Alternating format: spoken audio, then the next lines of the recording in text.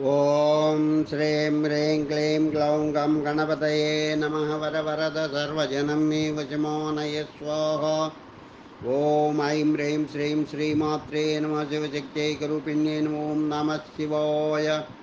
ఓం ఓం ఓం శ్రీ గురుభ్యో నమః. మొగిలిచర్ల వేణుగోపాల దత్తాత్రేయ నమః.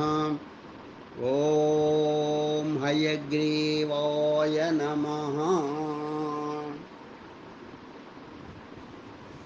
శ్రీ హయగ్రీవ స్తోత్రం. జ్ఞానానందమయం దేవం నిర్మలస్ఫటికాకృతిం ఆధారం సర్వవిద్యానాం హయగ్రీవముపాస్మహే. స్వతసిద్ధం శుద్ధస్ఫటికమణిభూభృత్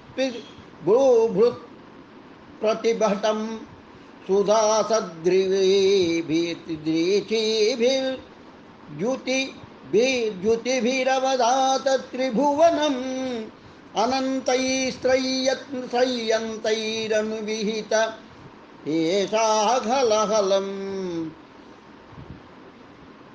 హతాశేషావద్యావద్యం హయవదనమీడే మహిమః. స్వతసిద్ధం శుద్ధస్ఫటికమణిభూభృత్ ప్రతిభటం సుధాసద్రీచీభిర్ద్యుతిభిరవదాత త్రిభువనం అనంతైశ్రయ్యంతైరనువిహిత హేషాహలహలవేషాహలహలం హతాశేషావద్యం హయవదనమీడే మహిమః.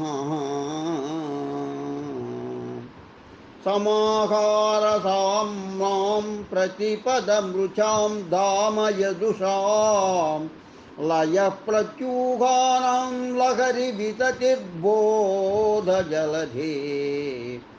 కథాదర్పక్షుభ్యత్ కథకకులకోలాహలభవం హరత్వం తద్వాంతం హయవదనహేషా హలహలహ. ప్రాచీ సంధ్యా కాచిదంతర్నిశాయాః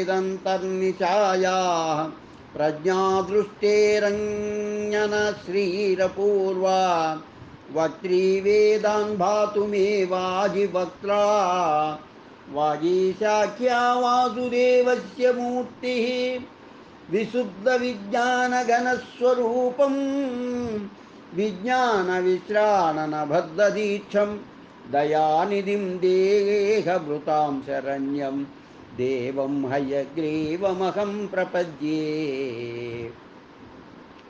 అపౌరుషేయైరపి వాక్ప్రపంచైరద్యాపి తే భూతిమదృష్టపారాం సువర్ణహం ముగ్ధ ఇతి త్వయైవ కారుణ్యతో నాథ కటాక్షణీయః. దాక్షిణ్యరమ్యా గిరిశస్యమూర్తిః దేవీ సరోజాసన ధర్మపత్నీ వ్యాసాదయోऽపి వ్యపదేశ్య వాచః పురంతి సర్వే తవ శక్తిలేశైః. మందో భవిష్యన్నియతం విరించః వాచాం నిధేవాంఛిత భాగధేయః. దైత్యాపనీతాన్ దయయైన భూయోऽపి అధ్యాపయిష్యో నిగమాన్న చేత్వం వితర్కడోలాం వ్యవదూయ సత్వే బృహస్పతిం వర్తయసే యతస్త్వం తేనైవ దేవ త్రిదేశేశ్వరాణాం అపృష్టడోలాయితమాధిరాజ్యం. అగ్నౌ సమిద్దార్చిషి సప్తతంతో ఆతస్తివాన్మంత్రమయం శరీరం అఖండసారైర్హవిషాం ప్రదానై ఆప్యాయనం వ్యోమ సదాం విదచ్చే. యన్మూలమీ దృక్ప్రతిభాతత్వం యా మూలమామ్నాయ మహాద్రుమాణం तत्त्वेन जानन्ति विशुद्धसत्त्वाः त्वामक्षरामक्षरमातृकां त्वाम् अव्याकृताव्याकृतवानसि त्वं नामानि रूपाणि च यानि पूर्वं शंसन्ति तेषां चरमां प्रतिष्ठां वागीश्वरं त्वां तदुपज्ञवाचः मुग्धेन्दुनिष्यन्दविलोभनीयां मूर्तिं तवानन्दसुधा प्रसूतिं विपश्चितश्चेतसि भावयन्ते वेलामुदारामिव दुग्धसिन्धोः मनोगतं पश्यति यः सदा त्वां मनीषिणां मानसराजहंसं स्वयं पुरो भावविवादभाजः किं कुर्वते तस्य गिरो यदार्हम् अपि क्षणार्धं कलयन्ति ये त्वाम् आप्लावयन्तं विशदैर्मयूकैः वाचां प्रवाहैरनिवारितैस्ते मन्दाकिनीं मन्दयितुं शमन्ते स्वामिन् भवद्ध्यानसुधाभिषेकात् वहन्ति धन्याबुलकानुबन्धम् अलक्षिते क्वापि निरूढमूलम् अन्वेष्विवानन्दधुमङ्कुरन्तम् स्वामिन् प्रतीचा हृदयेन धन्याः त्वद्ध्यानचन्द्रोदयवर्धमानम् अमां तमानन्दपयोधिमन्तः रक्षाणां परिवाहयन्ति स्वैरानुभावा स्वदधीनभावा समृद्धवीर्या त्वदनुग्रहेण विपश्चितो नाथ तरन्ति मायां वैहारिके मोहन पञ्चिकान्ते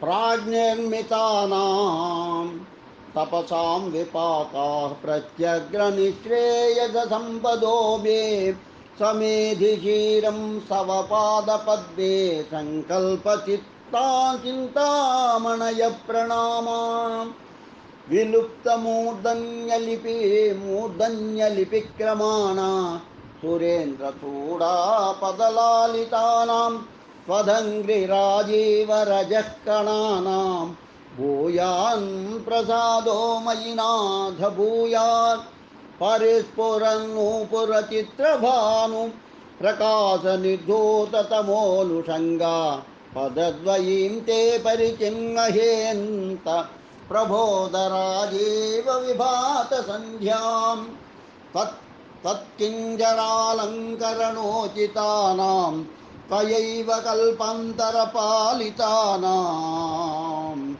मन्दुप्रणादं मणिनूपुरन्ते मन्दूषिकां वेदगिरां प्रतीमः संचिन्तयामि प्रतिभादशास्तान् सन्धुच्छयन्तं समयप्रदीपान् विज्ञानकल्पद्रुमपल्लवाभं व्याख्यानमुद्रामधुरं करन्ते चित्ते करोमि स्फुरिताक्षमालं सव्येतरं नाथकरं त्वदीयं ज्ञानामृतोदञ्चनलं लम्पटानां लीलाघटीयन्त्रमिवाश्रितानां प्रबोधसिन्धोररुणैः प्रकाशैः प्रवालसङ्घातमिवोद्वहन्तं विभावये देव सपुस्तकं ते वामं करं दक्षिणमाश्रितानां तमांसि वित्वा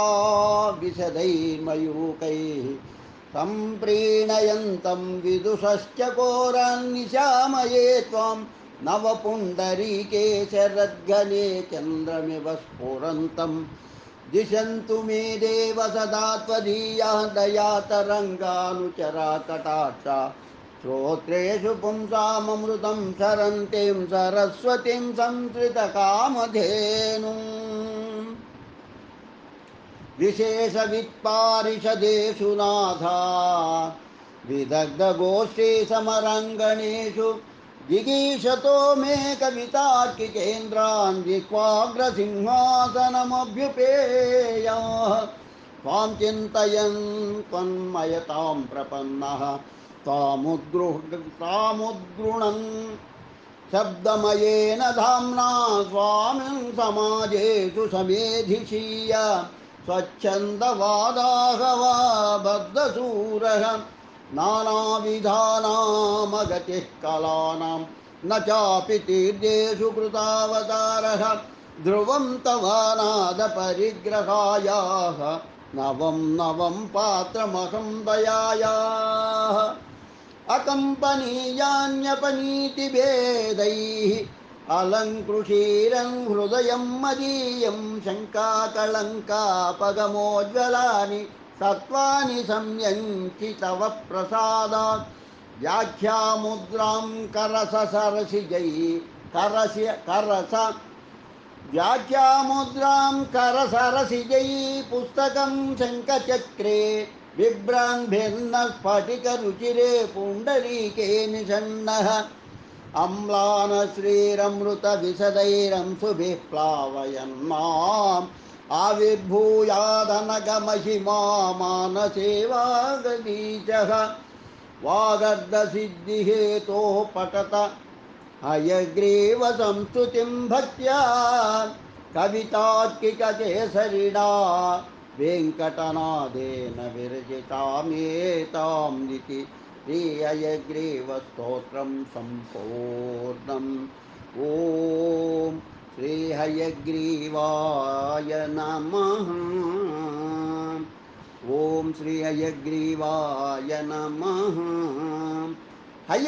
श्री हयग्रीव संपदा स्तोत्रम। ज्ञानानन्दमयं देवं निर्मलस्फटिकाकृतिम् आधारं सर्वविद्यानां हयग्रीवमुपास्महे। हयग्रीव हयग्रीव हयग्रीवेति वादिनं नरं मुञ्चति पापानि दरिद्रमिव योषितः। हयग्रीव हयग्रीव हयग्रीवेति यो वदेत् तस्य निस्सरते वाणी जग्नुकन्या प्रवाहवत्। हयग्रीव हयग्रीव हयग्रीवेति यो ध्वनिः विशोभते स वैकुण्ठकवाटोद्घाटनक्षमः। लोकत्रयमिदं पुण्यं हयग्रीवपदाङ्कितं वादिराजयति प्रोक्तं पठतां सम्पदां पदम् इति श्रीमद्वादिराजपूज्य चरणविरचित हयग्रीव संपदा स्तोत्रं सम्पूर्णम्। ॐ श्री हयग्रीवाय नमः। ॐ श्री हयग्रीवाय नमः। श्री हयग्रीवाय नमः। श्री लक्ष्मी हयग्रीव पंचरत्नम। ज्ञानानंदामलात्मा कलिकलुषमहातूलवातूलनामा सीमातीतात्मभूमा मम हयवदना देवता धावितारिः याता श्वेताब्जमध्यं प्रविमलकमलसद्धरा दुग्धराशिः मेरा सा राजराजप्रभृति नुतिपदं सम्पदं संविदत्ताम्। ताराताराधिनादस्फटिकमणिसुधाधीरहाराभिरामा रामा रत्नाब्धिकन्या कुचलिकुच परीरम्भसंरम्भधन्या मान्याननर्घ्नन्यां मान्यानन्यार्हदास्य प्रणतति परित्राणसत्रात्तदीक्षा दक्षा साक्षात्कृतैषा सपदि हयमुखो देवता सावतन्नः।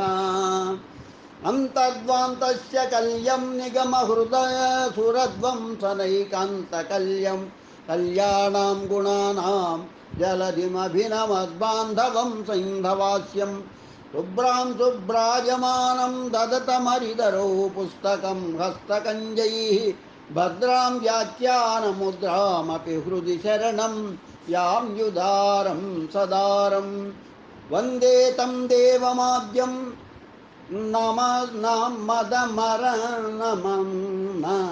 नम मदमर महारत्नकोटिरकोटिवाटी निर्यद्गृणिगणमश्रूणीभूतपादां सुजातं श्रीमद्रामानुजार्य श्रुतिशिखरगुरुब्रह्मतन्त्रसंस्वतन्त्रैः पूज्यं प्राज्यं सभाज्यं कलिरिपुगुरुभिः शश्वदस्वोत्तमाङ्गं विद्याहृद्यानवद्याय धनग करुणासारसारप्रसार धीराधाराधरायामजनिजनिमतां तापनिर्वापयित्री श्रीकृष्ण ब्रह्मतन्त्रादिं तन्त्रादिम पदकलिजित् संयमीन्द्रार्चितं तत् श्रीमद्दामातिभूम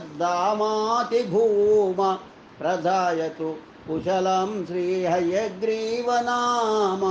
इति श्रीलक्ष्मीहयग्रीवपञ्चरत्नं सम्पूर्णम्।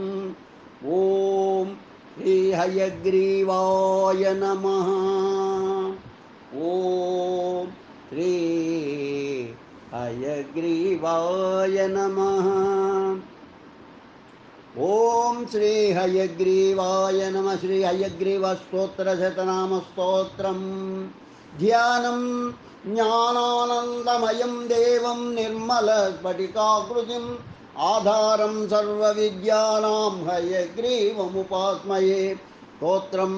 हयग्रीवो महाविष्णु केशवो मधुसूदनः गोविन्दः पुण्डरीकाक्षो विष्णुर्विश्वम्भरो हरिः आदित्य सर्ववागीश सर्वाधार सनातनः निराधारो निराकारो निरीशो निरुपद्रवः निरञ्जनो निष्कलङ्को नित्यतृप्तो निरामयः चिदानन्दमयः साक्षी शरण्यः सर्वदायकः धीमान् लोकत्रयाधीशः शिवः सारस्वतप्रदः वेदोदत्ता वेदनिधिर्वेदवेद्यः पुरातनः पूर्णपूरयिता पुण्यकीर्ति परात्परः परमात्मा परं ज्योति परेश पारगः परः सर्ववेदात्मको विद्वान् वेदाङ्गपारगः सकलोपनिषद्वेद्यो निष्कलः सर्वशास्त्रकृत् अक्षमालाज्ञानमुद्रायुक्तहस्तो वरप्रदः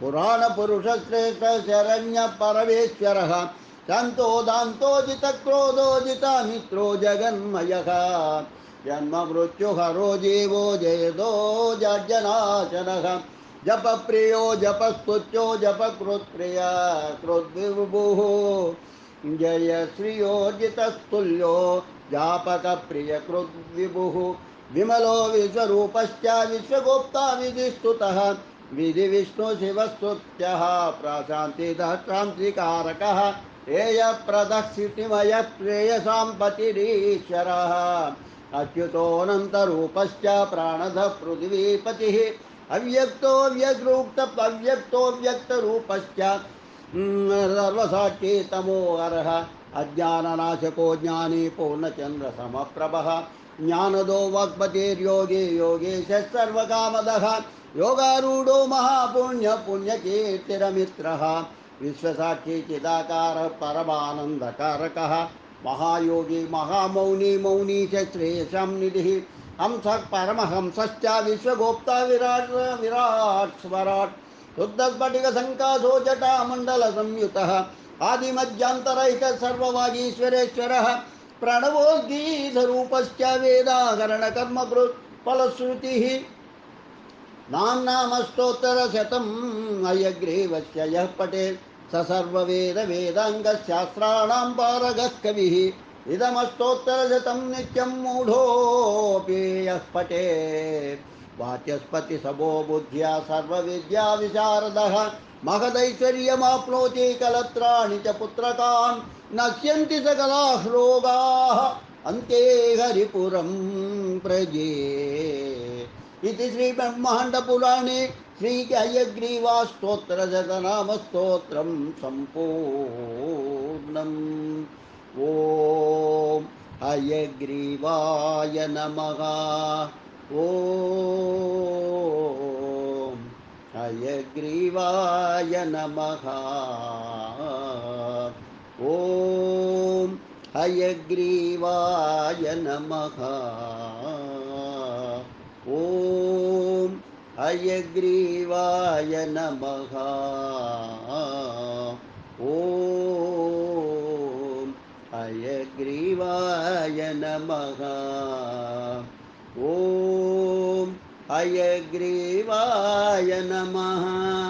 ॐ हयग्रीवाय नमः। ॐ हयग्रीवाय नमः। ॐ हयग्रीवाय नमः। ॐ हयग्रीवाय नमः। ॐ हयग्रीवाय नमः। ॐ हयग्रीवाय नमः। ॐ हयग्रीवाय नमः। ॐ हयग्रीवाय नमः। ॐ हयग्रीवाय नमः। ॐ हयग्रीवाय नमः। ॐ हयग्रीवाय नमः। ॐ हयग्रीवाय नमः। ॐ हयग्रीवाय नमः। लोका समस्ता सुखिनो भवन्तु। लोका समस्ता सुखिनो भवन्तु। लोका समस्ता सुखिनो भवन्तु। ओम शांति शांति शांति स्वस्ति।